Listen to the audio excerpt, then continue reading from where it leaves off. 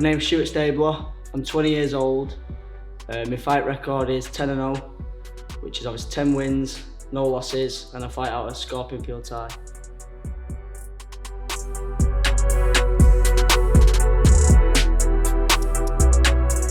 Biggest attributes as a fighter, I'd probably say, is I'm quite aggressive, but I've got quite a high fight IQ, because obviously I've had a lot of amateur fights coming up as a junior and then through the semi-pros and etc. So I know what I'm doing, even though I'm fighting pro now and I've only got 10 fights, I'm quite experienced when it comes to fighting. Attributes as a person, I'm very dedicated to my craft. That's one thing that I am. I work very hard in fight camps, even out of fight camps. I'm always training, I'm always sparring. So yeah, just very dedicated. I just want to be the best that I can be. Obviously, I have to train hard and work hard towards it, but as long as I see myself improving every time I'm fighting, or even when I'm sparring, clinching, etc., then I know that I'm progressing, and that's my biggest thing. The most exciting thing is, I'd have to say improvement. Just seeing myself improve every time. Like, I'm one of them, once I've had a fight, I'll watch it like 20 times on YouTube, or if my dad's recorded it or whatever. It's just one of them things where I'm obsessed with seeing how I've changed, you know, through the time of being a pro. Well, my biggest loss, well, I said it before, was the IFMA. I went over to Thailand and it was my first loss, so it hit me hard. Obviously, I was upset and this, that, the other.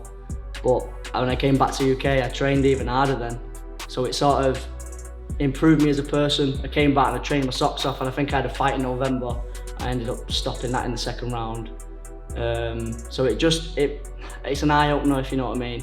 So as a loss, I thought I need to work harder to improve, and then just work my way on. I was 5 years old, I was training 6 months, my first title fight, and since I won that, I just carried on till now I'm 20. So a long time. It's an hard one because you start off with this massive team and you see everyone successful, and then people just drop off one by one. But I've kind of kept my head straight forward and know what I want from the sport, you know what I mean? Like, a lot of people drop off, but I was like, if I keep my head on this track, I can make it my career then, you know what I mean? So yeah. I always had that dedication from the start. I was always first in, last out every time, all the time. It was hard training as well. It wasn't easy because obviously we was fighting every weekend. Every weekend we'd have like 7 fights in a day, sometimes in tournaments. So you had to be fit, you know what I mean? So when it comes to like pros now, I know that how hard I've got to train, because I've done it where I've had 7 fights. I know it's junior level, but you're still having 7 fights. You know what I mean? It's a lot to take out, you know. So obviously when you're fighting pro, it's even harder then, because obviously everyone's more experienced. Legacy. It's not really important to me, but I'd like to be known as I was a fighter that tried his hardest, and I like to entertain people when I fight. I'll fight just to win. I like to entertain people. That's what I do. I'll go in, and it won't be a fight that I've had that's a boring fight. I'm not that sort of person. I get in there and I think, I've got to get him out of there. The quicker the better for me. You know what I mean? I can fight next week, next month, whichever then. You know what I mean? So yeah.